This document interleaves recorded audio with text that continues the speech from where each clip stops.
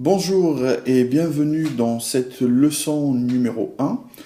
Donc, comme on l'avait déjà évoqué précédemment dans la leçon numéro 0, nous allons aborder aujourd'hui un thème, on va dire le premier thème qui nous intéresse, c'est l'informatique et l'ordinateur. Nous allons détailler un petit peu les composants et parler un petit peu de la notion générale qu'est-ce qu'un ordinateur.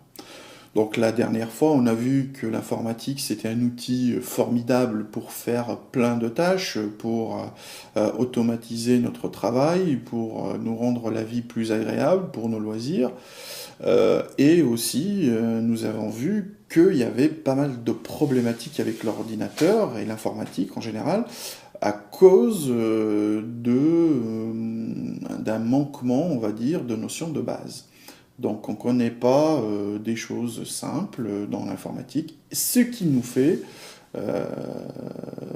pénalise dans l'utilisation. À savoir que l'ordinateur et l'informatique domestique moderne a été créé pour monsieur et madame tout le monde. C'est-à-dire n'importe qui, normalement, peut utiliser un programme, un ordinateur facilement. Mais ces gens-là, ils rentrent dans l'aventure sans avoir quelques connaissances de base. Et tout le bénéfice est gâché, ou presque. Il y a toujours des problèmes, il y a des bugs, il y a des plantages, on ne sait pas, ça marche pas, pourquoi, j'arrive pas à faire ci, j'arrive pas à faire ça. Donc ça, on l'a vu, on a parlé rapidement de ça dans la leçon numéro 0. Aujourd'hui, on va commencer depuis le début, j'allais dire, les fondamentaux. Ce que nous allons faire un travail de simplification. Et c'est une grande simplification. Pour que ce cours puisse être accessible à tout le monde, il faut qu'on mette, comment dire, les choses vraiment à plat et qu'on commence avec des notions vraiment basiques qui sont, j'allais dire, un peu, qui sont pas très justes, mais qui sont nécessaires pour qu'on puisse bâtir dessus et aller de l'avant. Donc pour les gens qui connaissent un petit peu l'informatique, je sais que c'est pas, ça, vous n'allez pas être d'accord sur tous les points. C'est une chose que je vous l'accorde, mais je pense, à mon avis, qu'il faut des fois simplifier les choses pour les rendre accessibles, ensuite monter dans la difficulté progressivement. Bon, alors, donc on a fait une petite introduction où on a parlé de ce qui rendait l'informatique si difficile à utiliser. On a même donné des exemples. L'exemple de la personne à qui on veut apprendre à conduire une voiture, qui ne sait pas ce que ça veut dire le mot volant, il ne sait même pas ce que c'est. Donc voilà, c'est mort, on ne peut rien faire. On a donné des exemples, on est parti sur des exemples, qu'est-ce qu'un répertoire, qu'est-ce qu'un fichier, voilà. Maintenant, on va rentrer dans le vif du sujet. On va commencer par la terminologie. Bon. Terminologie, ça veut dire, on va s'attaquer au mot informatique, le décomposer, comme à l'écran, vous arrivez à le voir là à l'écran. Le mot informatique est composé de deux parties. La première partie, c'est information, et la deuxième partie, c'est automatique. Donc, grosso modo, le mot informatique, quand on mélange ces deux concepts, veut dire le traitement automatique de l'information. C'est-à-dire qu'on a des informations et qu'on va les traiter et avoir des résultats, et on va essayer de faire ce traitement et obtenir ces résultats d'une manière automatique. Voilà. Donc le mot, il a été... maintenant, tout le monde sait de quoi on parle quand on dit informatique, mais je pense que on prend, comme je vous l'ai dit, depuis le début, et on monte. Voilà. Donc là, informatique, on passe à autre chose. Un bref historique. Avant, je ne vais pas vous faire tout l'historique de l'informatique, avant l'apparition du transistor, après l'apparition, bon, l'être humain, depuis le début, son rêve, c'était essayer de créer une espèce d'intelligence qui arrive à raisonner, à résoudre des problèmes, à faire des calculs. Et ça, depuis l'Antiquité. Bien sûr, ils n'avaient pas les moyens techniques, ni les connaissances pour y arriver. Et les choses sont venues petit à petit, vers 1900, on va dire 20, 30, 40, 50, 60, jusqu'à notre jour, où les choses ont commencé un peu à évoluer et à progresser. Donc ici, vous voyez un exemple d'un ordinateur de 1946. Hein, c'est pas le seul exemple, hein, il y en a des tas et des tas. Je vous invite à aller sur Internet pour voir un peu, faire une petite recherche sur l'historique des ordinateurs, pour voir un peu tout ça. C'est très intéressant et très vaste. Et comme on le voit ici, la taille gigantesque d'un ordinateur en 1946, qui faisait des calculs tout simples, hein, il faut le dire, qui nécessitait des équipes de chercheurs qui étaient super pointus, qui connaissaient, qui étaient vraiment, on va dire, des professionnels, hein, c'était pas monsieur, madame, tout le monde, comparé à aujourd'hui, pour nous les utilisateurs. Il fallait une place énorme, il fallait des moyens de refroidissement, il fallait voilà, beaucoup d'électricité. Bon, on prend l'exemple de cet ordinateur. Donc, cet ordinateur Lignac de 46, donc il pesait plus de 30 tonnes, donc vous imaginez un petit peu avoir 30 tonnes d'informatique chez vous pour faire des opérations toutes simples, c'est pas évident. Une surface, il était étalé sur une surface de 72 mètres carrés, donc quand même c'était une grande salle. Et il effectuait environ 330 multiplications par seconde. Donc vous voyez aujourd'hui qu'avec une petite calculatrice, on peut faire beaucoup mieux. Voilà, on peut faire pas mal de choses. Bon. Ça, pour vous dire que l'évolution a été rapide, mais il y a eu quand même une évolution. On a démarré de très loin avec rien du tout, et petit à petit, dans les années 50, 60, 70, 80, où on a eu pas mal de miniaturisation des composants, d'une, et on a eu, dans les années 80, l'apparition des ordinateurs individuels. Donc à l'époque, il y avait IBM, il y avait Apple, et certains d'autres. Donc cette apparition des ordinateurs individuels, ou PC comme on les appelle, personnel computer, ces outils-là sont rentrés dans la vie de tous les jours, et l'informatique s'est métamorphosée. C'est-à-dire, à l'époque, il fallait être docteur, ou mathématicien, ou chercheur, ou électronicien, pour pouvoir utiliser ou entretenir un ordinateur. Aujourd'hui, ou même avec l'apparition de ces appareils que je disais tout à l'heure, les PC, les personnels computers, ces ordinateurs individuels, donc, étaient destinés au grand public. À monsieur, madame, tout le monde, on peut les allumer, les éteindre, faire des traitements, faire de la maintenance, les réinstaller, beaucoup de choses. Donc l'informatique a été très très simplifiée par rapport à ça. Maintenant, nous allons prendre un ordinateur et nous allons le décomposer pour voir comment il fonctionne et quels sont les composants qui le caractérisent. Donc un ordinateur se compose de deux branches distinctes, on va dire de sous-organes. On a tout ce qui est matériel et tout ce qui est programme. Donc on peut faire une séparation. Matériel, en anglais on dit hardware. Bon, c'est pas un mot qu'on utilise tous les jours, mais si un jour on vous dit hardware, ou vous entendez à la télé, ou peu importe le mot hardware, eh ben vous saurez de quoi on parle. C'est-à-dire, on parle des composants matériels. Et on a la partie logiciel, programme, qu'on appelle software en anglais. Cette partie programme, on va l'aborder tout à l'heure. Si on fait un parallèle entre un être humain et un ordinateur, tout ce qui est matériel, hardware pour l'ordinateur. Pour l'être humain, c'est son corps. C'est les organes, le sang, les cheveux, voilà.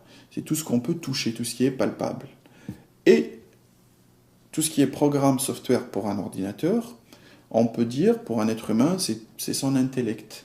C'est ses idées, ses pensées, voilà. C'est des choses abstraites qu'on ne peut pas toucher. On ne peut pas toucher une idée. C'est quelque chose c'est un processus qui aboutit à ce que cette idée soit dans notre cerveau et ainsi de suite. Et bien c'est la même chose. Dans un ordinateur, un programme, un software, c'est la même chose. C'est un programme qui s'exécute à l'intérieur, c'est des instructions qui font un travail et qu'on ne peut pas toucher avec les mains. Bon, alors on va commencer par le matériel, le hardware. Comme je vous l'ai dit, il ne faut pas avoir peur, hein, on va les aborder petit à petit, sereinement, doucement, et essayer de décortiquer ces concepts. Donc, pour comprendre, on va faire un petit parallèle. Vous avez vu que j'aime bien les exemples, donc je vous donne un autre exemple. Nous, les êtres humains, on conçoit des choses artificielles, voilà, on les fabrique, on les invente, mais on s'inspire du naturel. Là, vous avez l'exemple d'un avion, on voit clairement que c'est inspiré d'un oiseau. On a plusieurs concepts. Quand on veut faire quelque chose qui vole, on regarde la nature. Et qu'est-ce qui vole dans la nature? C'est les oiseaux. Hop, on s'inspire des oiseaux. On veut faire un sous-marin, je sais pas, un bateau, quelque chose qui va dans l'eau, on regarde les poissons, par exemple. On a beaucoup d'idées comme ça, de concepts, de biomimétisme qu'on pompe sur la nature et qu'on arrive à... C'est des solutions, en fait. La nature, elle a mis des années et des siècles et des millions d'années même à trouver certaines solutions, à perfectionner certaines espèces, et puis nous, on vient et puis on regarde ce qui nous correspond et on prend. Donc voilà, là, c'est le parallèle entre artificiel et naturel. Donc l'ordinateur, c'est quelque chose d'artificiel, c'est-à-dire c'est l'être humain qui a créé cette machine. Qu'est-ce qu'elle fait, cette machine? On a vu au départ que cette machine traitait des informations. Donc on va s'inspirer de quel, on va dire, être vivant ou de quel concept naturel dans la nature pour créer ce genre de machine. On va s'inspirer de l'homme. Voilà. Donc l'homme, pourquoi? Parce que nous, notre cerveau, on arrive à faire des traitements, on arrive à traiter l'information, à résoudre des problèmes, à réfléchir, à prendre du recul, à analyser, et en quelque sorte, d'une manière très simplifiée, l'ordinateur arrive à faire quelques tâches, certaines de ces tâches-là que l'être humain fait.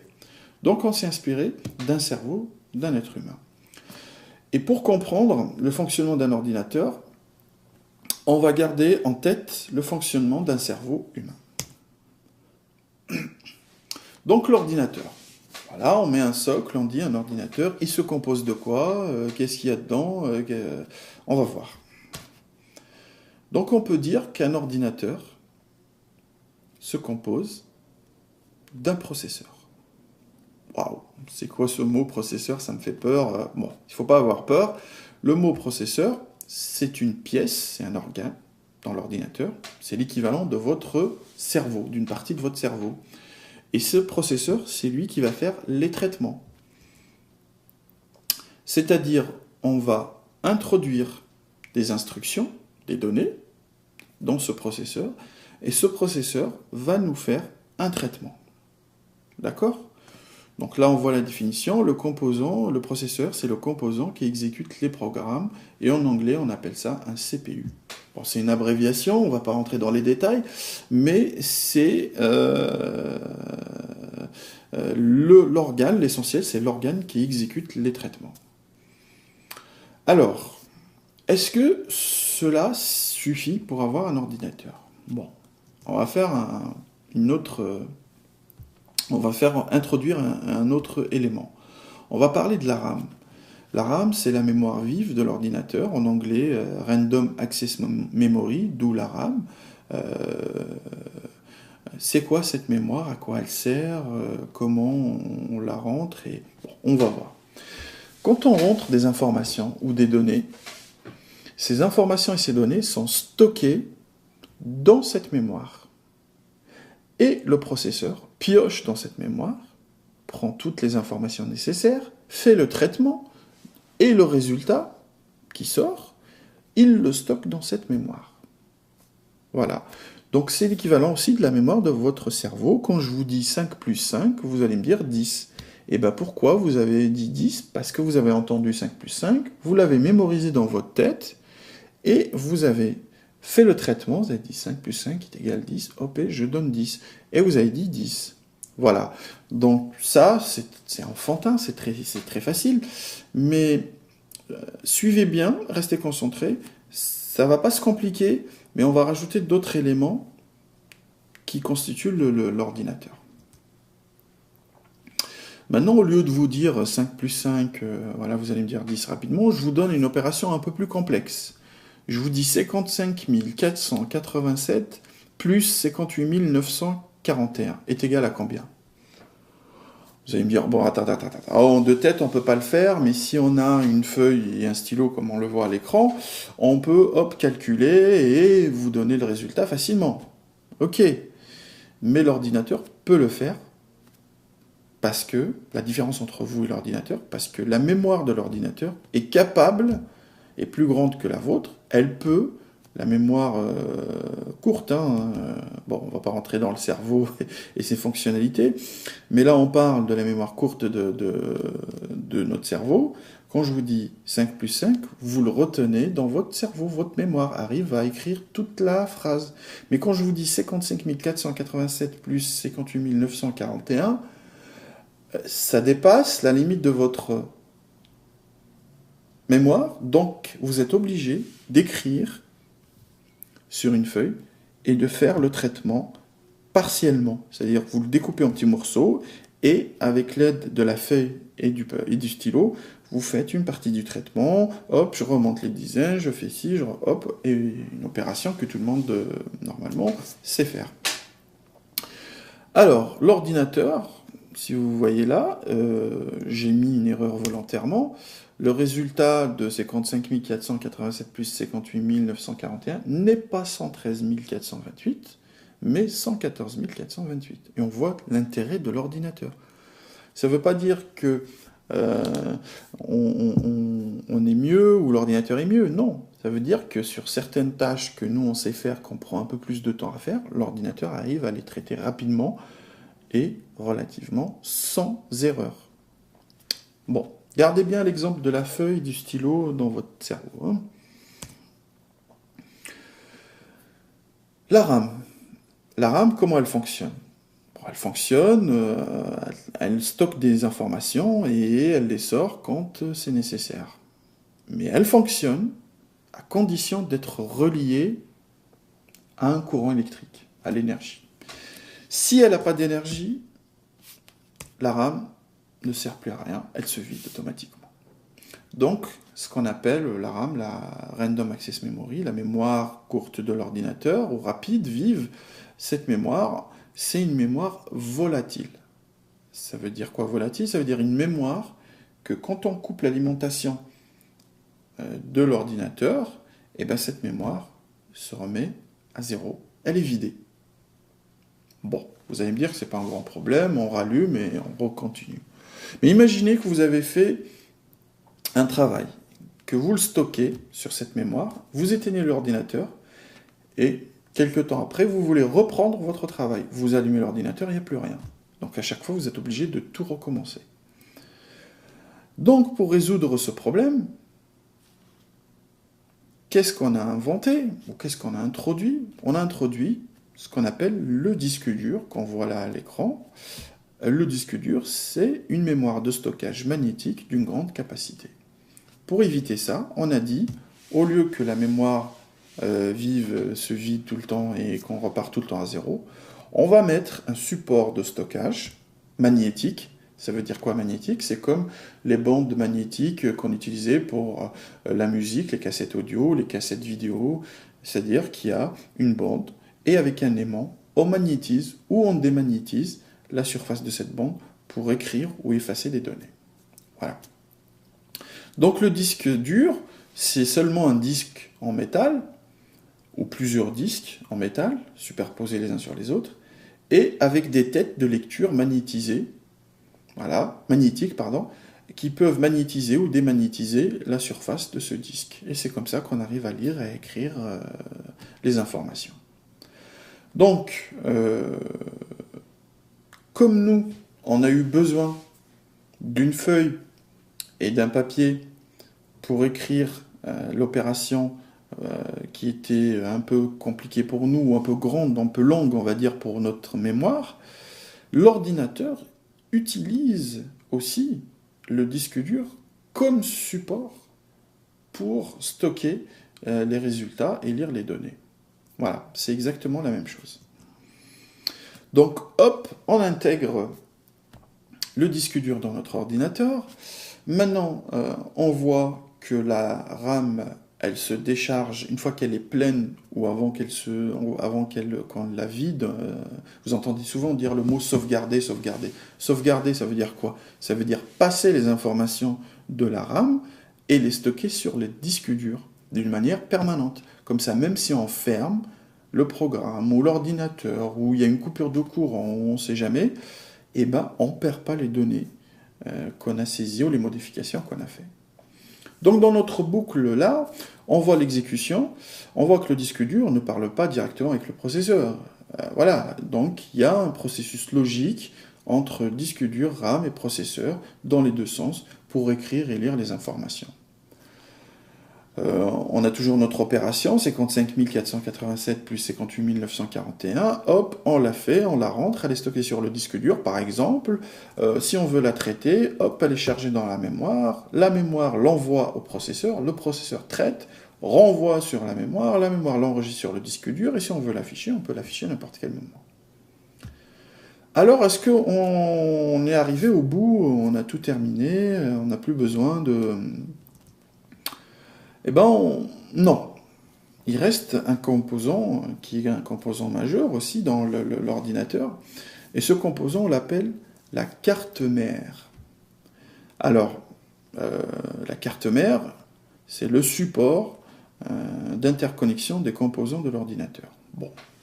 Comme son nom l'indique, c'est une carte électronique, hein, c'est comme une carte avec des composants électroniques, avec des emplacements pour placer nos organes, le processeur, la RAM, le disque dur, sur cette carte mère. Donc la carte mère, c'est le socle sur lequel est fixé les différents composants. Et elle fait aussi office, puisque c'est elle qui les relie physiquement, de liens. Elle filtre les échanges entre ces différents composants. D'accord ? Bon, je simplifie, hein, mais c'est comprendre les notions de base. C'est que c'est la carte mère, c'est le support où on va implanter nos organes. Voilà. Donc il faut que tout soit compatible, que les composants soient compatibles avec la carte mère. Il faut que cette carte mère soit alimentée par l'électricité pour pouvoir elle-même alimenter le reste des équipements et pouvoir aussi gérer les échanges et la circulation des données entre les différents organes. J'espère que c'est clair. Et hop, on fait rentrer la carte mère dans notre ordinateur. Du coup, notre ordinateur, donc c'est ça le fondement, la base d'un ordinateur, c'est une carte mère, un support de stockage, sur lequel on fixe des composants, on fixe un processeur qui est le cerveau qui va exécuter les traitements, on fixe une RAM qui est une mémoire vive très rapide mais volatile pour traiter les informations, et une mémoire dite de stockage ou lente comme un disque dur. Et notre ordinateur, il est complet. Bien sûr qu'il reste d'autres composants, mais à l'intérieur de notre ordinateur, on n'a besoin que de ça pour pouvoir utiliser un ordinateur. Il y a autre chose. Donc, une fois qu'on a notre ordinateur, comment on introduit les données dans cet ordinateur? D'accord? Et comment on exploite les résultats?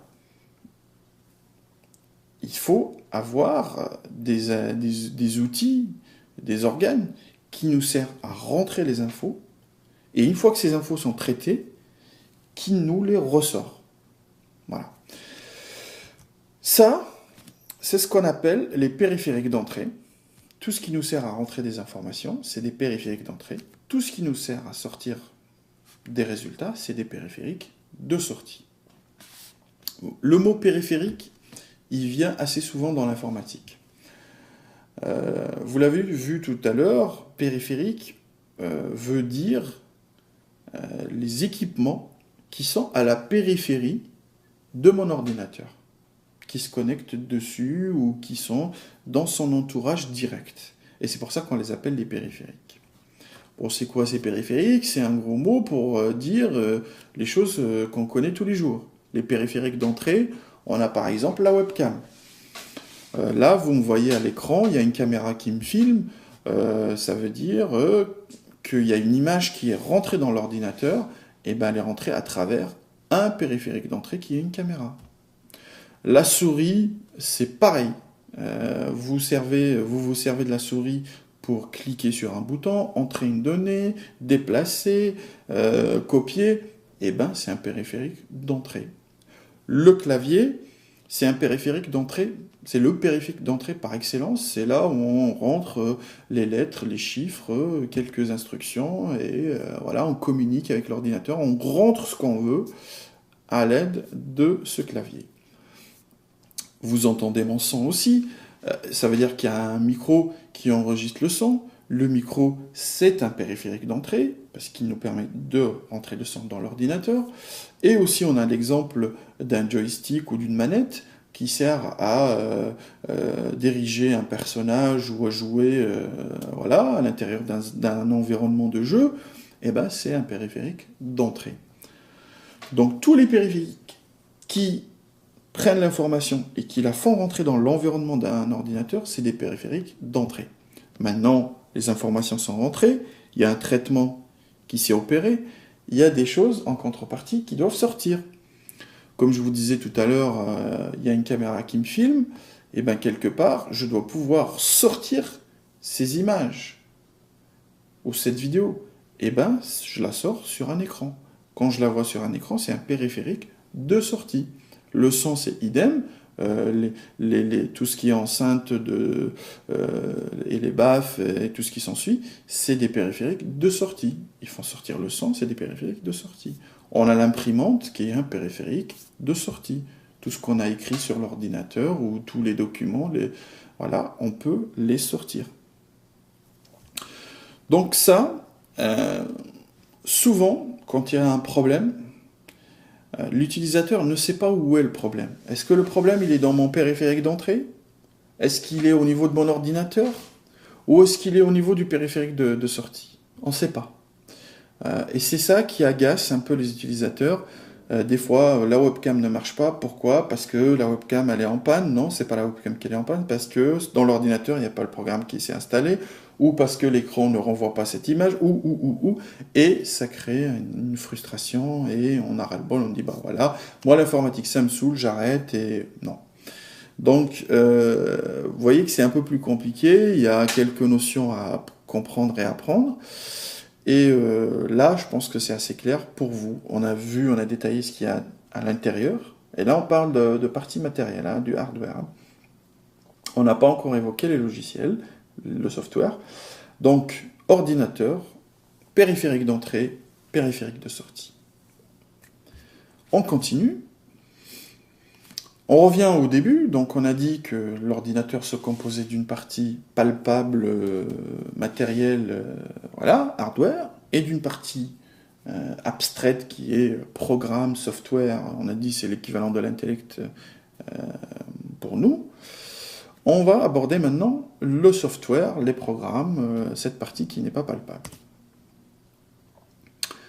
Donc, On a la définition, là, je vous invite à aller sur le site de Wikipédia pour voir un petit peu toutes les définitions, les mots qu'on a sortis ou ressortis, pour approfondir, si vous avez envie d'approfondir, bien sûr, tout ça. Euh, un programme, là, par exemple, on dit, est une suite d'opérations prédéterminées destinées à être exécutées de manière automatique, etc., etc. Bon, quand on lit ça, ça ne nous parle pas trop. Je vais vous donner un petit exemple pour mieux comprendre. Prenons un enfant, voilà, cet enfant ne sait pas conduire un vélo. Il n'a jamais conduit de vélo de toute sa vie. Même un adulte n'a jamais conduit de vélo de toute sa vie. Eh ben, on lui donne un vélo et on lui dit, bah voilà, il faut que tu apprennes à conduire ce vélo, vas-y, entraîne-toi. Quelque temps après, on revient, on trouve cette personne tout à fait capable de conduire un vélo, voilà, il tourne tranquille.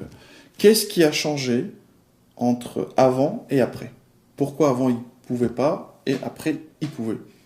C'est seulement le programme dans son cerveau, il a créé un programme pour piloter son corps et le vélo. Et tant que ce programme n'était pas créé, eh ben, il était incapable de conduire ce vélo. Voilà. Et ben dans les logiciels, dans les ordinateurs, les logiciels, c'est la même chose. Le logiciel sert à développer une faculté ou à résoudre un problème, effectuer une tâche, une mission. Voilà, d'un ordinateur. Je vais vous donner des exemples après, mais aussi un programme, il ne faut pas confondre le programme et son support. Là, vous voyez les supports. Un programme peut être stocké sur une clé USB, sur un disque dur, sur la RAM, sur un DVD, une disquette, une carte mémoire, etc., etc., etc.